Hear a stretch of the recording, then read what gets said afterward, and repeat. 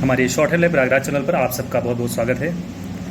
आज हम यहाँ पर बात करेंगे वर्तमान में इलाहाबाद हाई कोर्ट में जो RO, ARO, APS, computer assistant और कंप्यूटर ऑपरेटर का जो एग्ज़ाम हुआ था उसमें जो भी दिक्कतें आई हैं कैंडिडेट्स को, जैसे कि डॉक्यूमेंट वेरिफिकेशन के बाद जिस तरीके से कोर्ट ने स्टे ऑर्डर लगा रखा है 25 तारीख तक, वो क्यों लगा रखा है, इसके पहले क्या समस्या हुई, क्या झोल उसमें किया गया, उन सारे विषय पे आज हम विशेष रूप से चर्चा करेंगे।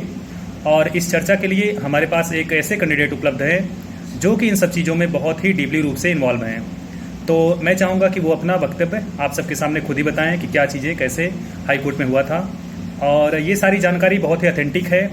और मैं चाहूँगा कि जो भी कैंडिडेट्स, चाहे वो एपीएस की तैयारी कर रहे हों, चाहे वो कंप्यूटर असिस्टेंट की या आरओ कुछ भी दे रहे हैं, हाई कोर्ट में किसी भी एग्ज़ाम की तैयारी कर रहे हैं आप, या भविष्य में भी यदि हाई कोर्ट की तैयारी करना चाह रहे हैं, तो आप इस पूरे प्रकरण को जरूर सुने। ओके, तो आइए हम उनसे आप सबकी बात करवाते हैं।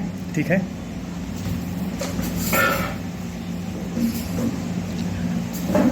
नमस्कार दोस्तों। जैसा कि बताया गया कि मैं विभिन्न परीक्षाओं में तमाम अपीयर हुआ हूँ, और जैसे कि एक लंबा अनुभव मेरे पास है पिछले 10 सालों का, और मैं लंबे समय से तैयारी भी कर रहा हूँ। तमाम विभिन्न राज्य सेवाओं के लिए मैं अपीयर भी हुआ और हर जगह इंटरव्यू दिया, जैसे कि यूपी पीसीएस में दिया, उत्तराखंड का मेंस दिया, एमपी पीसीएस दिया, बीपीएससी का इंटरव्यू रुका मेरा कुछ नंबर से, और यूपीएससी का मैंने 4-5 इंटरव्यू दिया, कि मेंस दिया।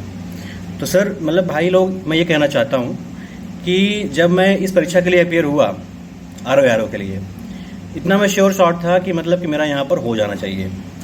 मैंने टाइपिंग भी सीखी और परीक्षा भी ढंग से मैंने दिया, और मेरा स्कोर भी मेरे शिफ्ट मेरा स्कोर काफ़ी अच्छा भी था, और मेरा परसेंटाइल भी काफ़ी अच्छा आया 99.46। और जैसा कि आरटीआई के माध्यम से जवाब आया है, जो कि आरटीआई में बताया है कि एआरओ कट ऑफ सामान्य की गई है 99.48 और मेरा 99.46 था। और मुझे ऐसा लग रहा है कि जिस तरह से तमाम पालियों में लोगों ने कि स्कोर किया है, ये मुझे लगा कि यहाँ बहुत बड़े स्तर पर धांधली हुई है, सेंटर पर सेटिंग हुई है, और लोग यहाँ तक कि 200 में 192, 97, 95 स्कोर किए हैं। और कुछ लोग को मैं कि व्यक्तिगत स्तर पर जानता हूँ, कुछ लोगों को जिनका मार्क्स उतना आने का कोई चांस ही नहीं है। 192, 95, 97 वो कभी नहीं पा सकते। इवन वो लोग पेट में 7 नंबर, 8 नंबर, 40 नंबर पाए हैं। तो ऐसे व्यक्ति जो सेलेक्ट हुए हैं, ये पूरी वैकेंसी इस तरह से देखा जाए संदिग्ध के दायरे में है, संदेह यहाँ पर है, बहुत व्यापक स्तर धारलेबाजी हुई है। और रही बात मेरे चयन की, तो मैं तो यहाँ पर श्योर था कि कि मेरा यहाँ पर हो जाना चाहिए। मित्रों, मैंने कि टाइपिंग में भी 48.7 मैंने स्कोर किया, और मेरे शिफ्ट में मैंने अपने एआरओ के शिफ्ट में अच्छा वहाँ भी स्कोर किया, फिर भी मेरा चयन नहीं हुआ। और कुछ व्यक्तिगत ऐसे लोग हैं जिनको मैं जानता हूँ कि वो बिल्कुल लायक नहीं थे, लेकिन वो सेलेक्ट हुए हैं क्योंकि उन्होंने सेंटर सेटिंग की है, और मैं जानता हूँ अच्छी तरह, मेरे पास एविडेंस भी है, मैं आपको भी शेयर करूँगा अभी। तो मेरे कहने का मतलब है कि जिस तरह से याचिका तमाम फाइल की गई है हाई कोर्ट में, ये चीज़ तय है कि ये एग्ज़ाम कैंसिल होना चाहिए, दोबारा री एग्ज़ाम होना चाहिए। और अगर ये एग्ज़ाम होता है तो पक्का है कि यहाँ पर जो योग्य व्यक्ति हैं वही सेलेक्ट होंगे, और वही दावेदार भी हैं। और देखा जाए तो कुछ लोग ऐसे सेलेक्ट हुए हैं, मैं उनका नाम जरूर लूँगा, जैसे कि दीपक कुमार हैं, आप लोग जानते होंगे इनके बारे में। दीपक कुमार भाई का जो स्कोर था पेट में, वो इनका था 14 नंबर, लेकिन ये भाई आपका एआरओ में स्कोर किए हैं देखा जाए तो 192 पार्ट 1 में, और पार्ट 2 में 44.70, और टोटल इनका स्कोर रहा है 239.70, और इनका 100 परसेंटाइल था। तो इस तरह से देखा जाए तमाम और भी मार्कशीट जो है शेयर की गई हैं, और इस तरह से देखोगे तो आप समझ में आएगा कि ये पूरी वैकेंसी में कितने व्यापक स्तर पर धांधली हुई है। और मैं बता दूं, मैं आज तक जिस परीक्षा में अपीयर हुआ हूँ, चाहे वो कोई राज्य सेवा हो, पीसीएस स्तर कोई वैकेंसी हो, हर जगह मैं निकाला हूँ। 20 number, 10 number, 15 number cut off मेरा हमेशा ऊपर रहा है। पीसीएस में, अपने यूपी पीसीएस में 3 बार मैं इंटरव्यू दिया, और अन्य राज्य सेवाओं में मैंने हर जगह कि 1-2 जगह पर मैंने इंटरव्यू दिया। बिहार दिया, उत्तराखंड में मेंस लिखा, यूपीएससी का 4 बार मैंने मेंस लिखा, और यहाँ तक कि पिछले विगत 4 वर्षों में जो वैकेंसी आई है हाई कोर्ट में ही RO में, मैं वहाँ पर जब भी अपीयर हुआ तो मेरा कट ऑफ से, रिटन कट ऑफ से 15 नंबर, 10 नंबर, 12 नंबर हमेशा ऊपर रहा है मेरा मार्क्स, जो कट ऑफ वहाँ जाती थी। और मैं टाइपिंग तब सीख नहीं पाया था, तो मुझसे टाइपिंग नहीं हो पा रही थी, तो मेरा चयन नहीं हो सका। लेकिन मैंने इस बार जी जान से टाइपिंग सीखा, और टाइपिंग सीख के मैंने 48.7 स्कोर भी किया, और रिटन में मेरे नंबर भी ठीक ठाक थे। मुझे लगता है मेरी शिफ्ट में जो मेरा नंबर था, मतलब मेरा अराउंड 160 था, मुझे लगता है उस शिफ्ट में इतना नंबर कोई स्कोर नहीं कर सकता। और इसी कारण पेपर मेरा टफ था उस शिफ्ट का, यही कारण था कि मेरा परसेंटाइल 99.46 बना और 99.48 कट ऑफ गई है फाइनल। तो ऐसे तमाम कैंडिडेट हैं जो बहुत प्रतिभाशाली थे और योग्य थे, उनका होना भी चाहिए था अंतिम चयन, लेकिन वो लोग बाहर हैं आज लिस्ट से। और तमाम तरह की याचिकाएं फाइल की गई हैं, तमाम लोगों ने किया है फाइल, और मैं ये जानता हूं कि फैसला हम लोग पक्ष में होगा। और हाई कोर्ट की पारदर्शिता इस तरीके से कैसे तय होगा, यदि इस तरह से कैंडिडेट के साथ आयोग करेगा तो देखा जाए मित्रों, तो जो याचिका फाइल हुई है इसके माध्यम से हमें न्याय मिलेगा और मिलना भी चाहिए, और एग्ज़ाम होगा। आप लोग विश्वास रखें, सब हमारे साथ अच्छा होगा। धन्यवाद दोस्तों। तो आप सबने देखा कि ये ऐसे कैंडिडेट थे कि जो कि आयोग की सभी परीक्षाओं में लगभग अपना पूरा 100% योगदान दे चुके हैं, और इनका रिजल्ट भी काफ़ी अच्छा रहा है। बस किसी तरीके से इनका फाइनल सिलेक्शन अभी तक रुका हुआ है।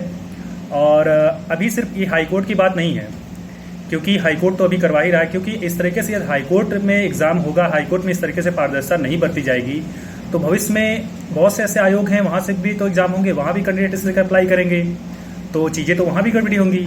फिर आप उसी हाई कोर्ट के पास जाएंगे जो स्वतः जो है इतना भ्रष्ट हो चुका होगा, तो फिर आपके पास भी तो प्रश्न उठाने के लिए समय होगा कि क्या हाई कोर्ट में दोबारा फॉर्म अप्लाई करें, या हाई कोर्ट में किसी आयोग के खिलाफ जो है पिटीशन फाइल करें। तो आप सब जानते हैं कि बीच में टाइपिंग का जो एग्ज़ाम हुआ है, टाइपिंग को लेकर के कई कैंडिडेट जगह जगह किसी ने संस्थान में गए, और बहुत से ऐसे बच्चे थे जो पैसा वगैरह एफर्ट नहीं कर पाते थे, और वो संस्थान में गए, और वहाँ पर स्थिति ये रही कि टाइपिंग के नाम पे 3,000, 4,000, 5,000 जैसे जिससे मिला उन्होंने वसूल किया।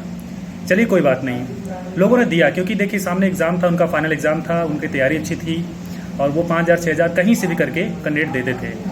लेकिन जब इस तरीके से हाई कोर्ट करेगा तो बताइए वो 4,000, 5,000 किसका वो दोष होगा? बताइए, उस संस्थान का दोष कहेंगे या फिर हाई कोर्ट का दोष कहेंगे? भाई अगर देखा जाए तो संस्थान ने जिस संस्थान में आप टाइपिंग करने गए हैं, जिस संस्थान में आप रिटन की तैयारी करने गए हैं, वहाँ से तो चीज़ें आपको सही पढ़ाई गई या सही सिखाई गई।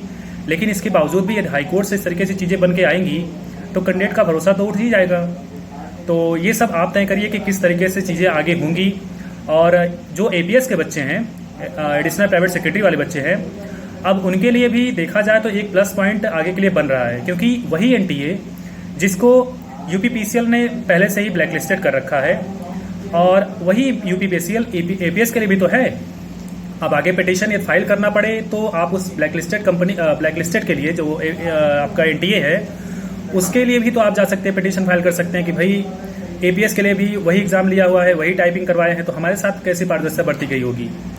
तो आप सब जानते हैं कि अब भविष्य जो आने वाला APS का रिजल्ट है किस तरीके से आएगा, कैसे आएगा, इस बारे में अभी कुछ भी कह पाना, अंदर से कुछ भी सूचना मिलना बहुत ही मुश्किल हो रहा है। जो भी सूचनाएं आप सबको मिल रही हैं वो एक अनुमान पर आधारित हैं कि 10 तारीख, 15 तारीख, 20 तारीख, क्योंकि अभी 10 अप्रैल तक का डेट लगा हुआ था कि लग रहा था कि 10 अप्रैल तक कुछ ना कुछ होगा।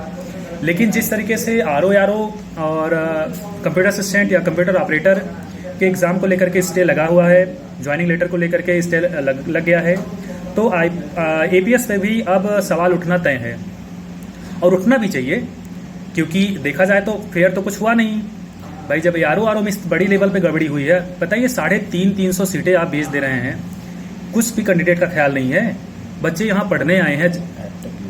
और आप जानते हैं कि NTA को ब्लैक लिस्टेड करने वाले वो NTA ने जो है अपटेक को जो है ब्लैक लिस्टेड कर रखा है। और आप देखें याचिका के आपके उसमें दिया हुआ था, याचिका के 30 नंबर में जो याचिका फाइल हुई है, लगभग 1 दर्जन याचिका फाइल हुई है, 11 याचिकाएं फाइल हुई हैं, और जिसमें 30 नंबर में स्पष्ट रूप से कहा गया है the learned counsel for the respondent NTA union of India could not explain as to why the NTA has taken the help.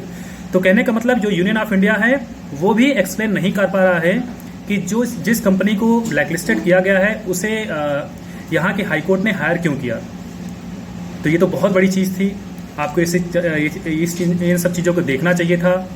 और हाईकोर्ट जैसी संस्था जो कि हमारी न्याय व्यवस्था है, जिस पे पूरा देखा जाए तो पूरा देश टिका हुआ है, पूरा संविधान उसी पे टिका हुआ है, और यदि वही इस तरीके से निर्णय लेगा तो किस तरीके से आगे का भविष्य जो है बेरोजगारों का उज्जवल होगा, आप खुद ही बताइए।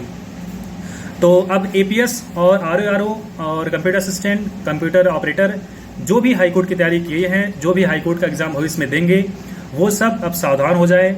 और इस एग्ज़ाम को लेकर के भी आप प्रोटेस्ट जो है जैसे भी कर रहे हैं, चाहे सोशल मीडिया के माध्यम से, चाहे जो है फिजिकली, चाहे जैसे प्रोटेस्ट कर रहे हैं, अपनी आवाज़ ऊपर उठाते रहें, क्योंकि अब जो है कुछ ना कुछ निर्णय आना तय है और आना भी चाहिए।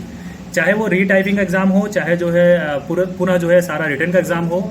तो कैंडिडेट तो यही चाहते हैं जो पढ़ने वाले हैं कि पूरा एग्ज़ाम पुनः कराया जाए, क्योंकि टाइपिंग कोई इशू नहीं है यहाँ पे।